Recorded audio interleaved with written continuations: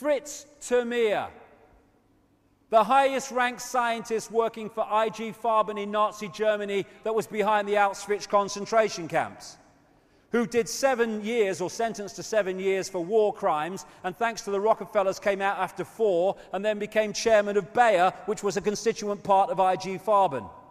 In the 1960s, he started this Codex Alimentarius stuff, and now it's reaching a point where they want to harmonize it to the point where they're giving control of these supplements to the transnational drug corporations and to governments, so that we no longer have the choice even of using them. And it's all connected. Harmonization.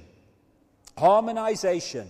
That means this: international law. It's the new great buzzword we hear all the time. International law. What is international law? It's a law that everyone on the planet has to obey. If you want a global fascist centralized state, what do you need to impose that? International law. That's why it's being talked about all the time. We have this electromagnetic soup that we're living in. Even some of the mainstream newspapers are talking about this.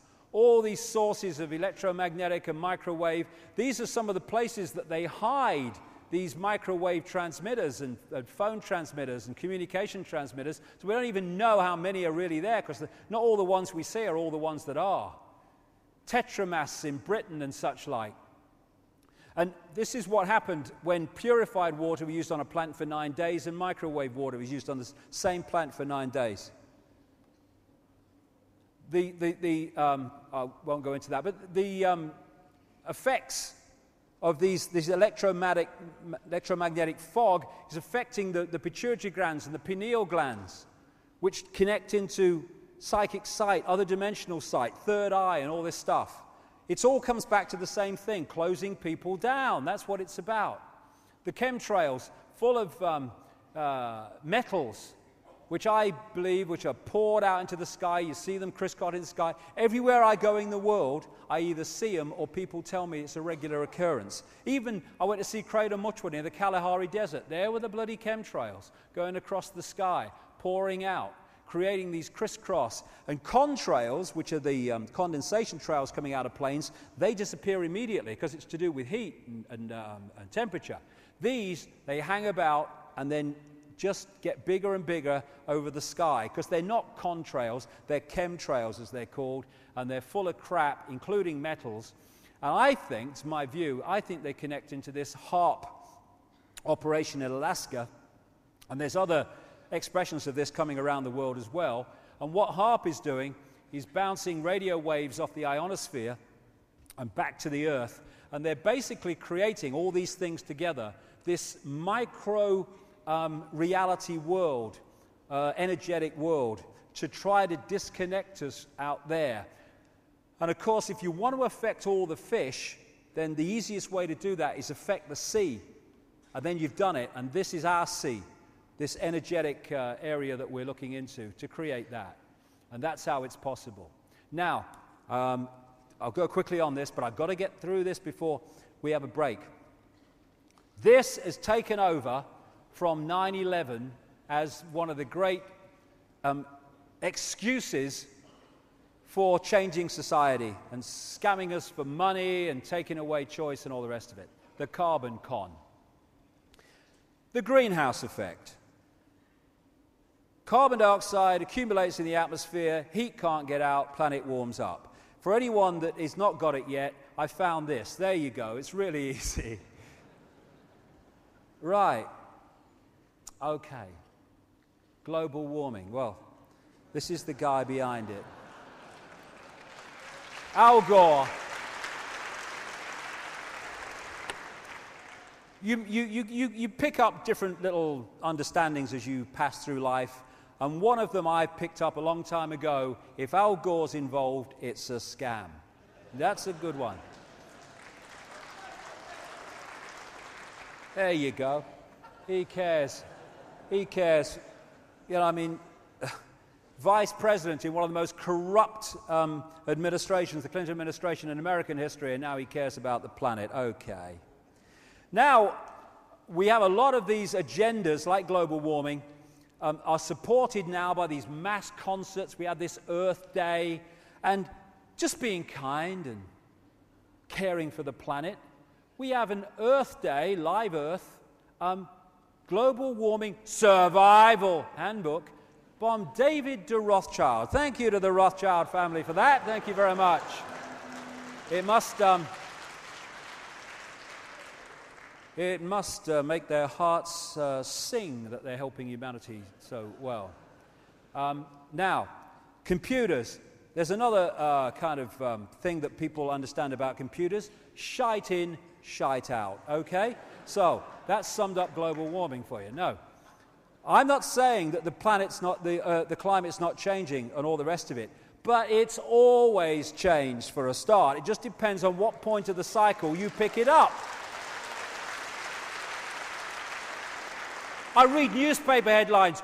It's the hottest temperature since records began. Okay, when did records begin? 1862. What?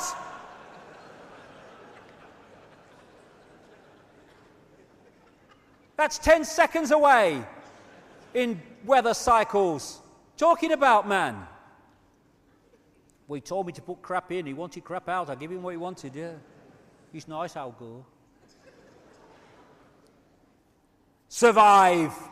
Global warming, survival. Oh, my God, the planet, our children, oh, my God. Frighten them. Core survival, oh, my God. And if they're frightened of surviving, they'll give their power away to people they think might help them survive. Give us your money. Give us your carbon tax. Let's look at your foot. Hey, what's your footprint? There you go.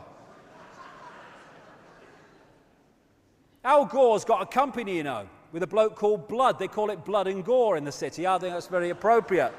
Selling carbon bloody things to people. Making bloody fortune out of this bloody carbon footprint crap. Have a look at this.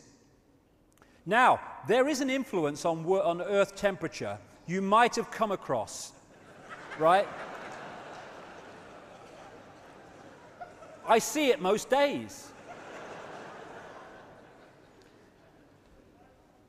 And it operates in cycles of what are called sunspots, when it's churning out vast explosions of energy, solar radiation across the solar system. Some of them are as big as Jupiter. Most are as big as the Earth and much bigger. They come to the Earth and they affect the temperature. Stool stands back in amazement. Do you mean the sun, when it sends out heat, heats up? Yes, oh my God. Give the man a donut. And they go in cycles. Here's the sunspot cycle for recent times. And the other planets or some of the other planets are also warming up. So obviously the carbon footprint on Saturn needs looking at. Now what else could cause warming? Oh yes. Bloody hell. Now, let's go a bit further back. 1862. And let's go back to the medieval warm period, as they call it, around 800 years ago, when it was warmer than it is today. Now, what caused that temperature in the medieval times? Was it turbocharged handcarts?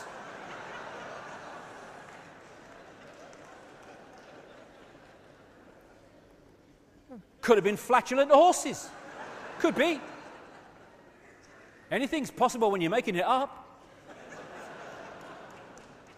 Dobbin's got the wind. I think we're in for hot summer.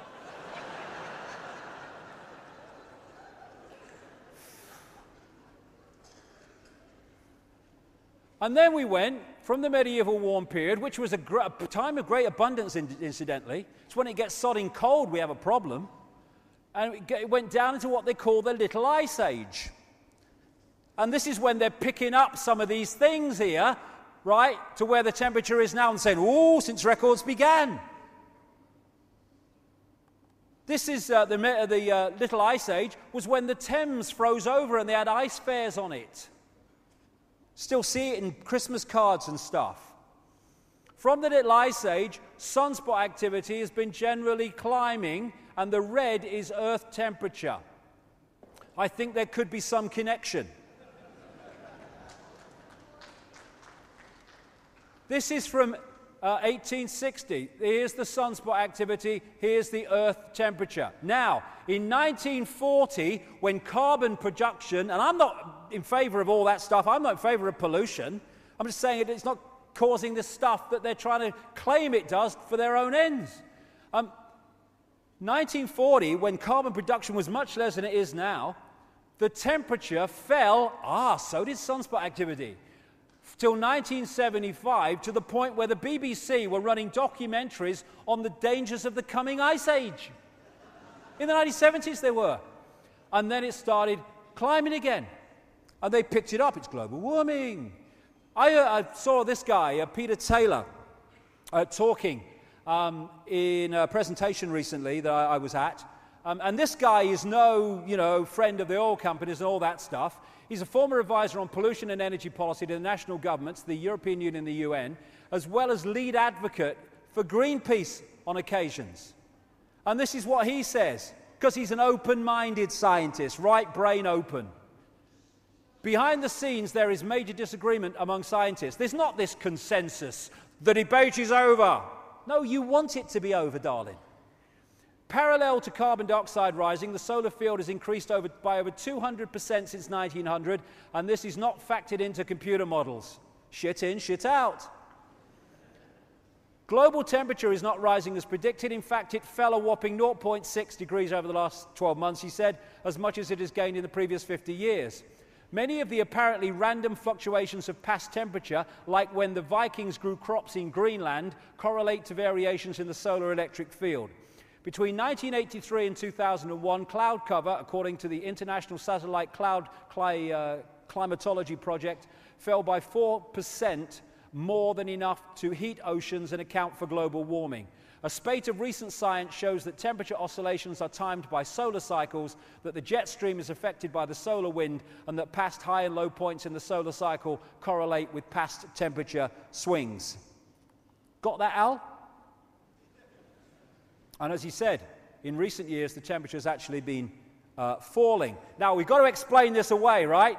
Global warming, Davai, frightened. Temperatures are falling. All right, okay. Well, this was the Daily Mail headline on May the 1st this year. Global warming could stop naturally for 10 years, say scientists. Oh, really? I thought it was going to go up incessantly. And why are they saying this?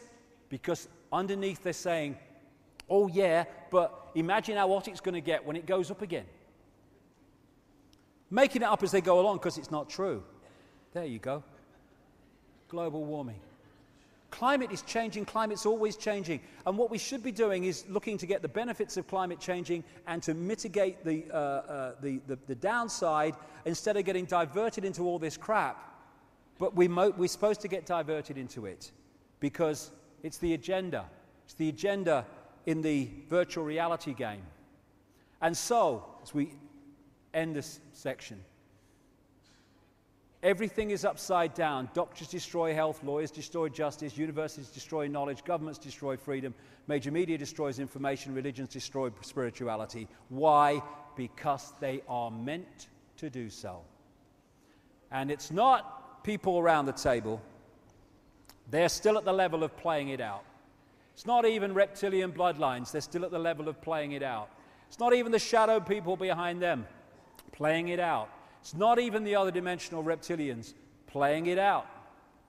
What's the next stage? What's behind that? I don't know, but I'll bloody find out before I leave here. And how deep does the rabbit hole go? I've no idea, but I ain't there yet.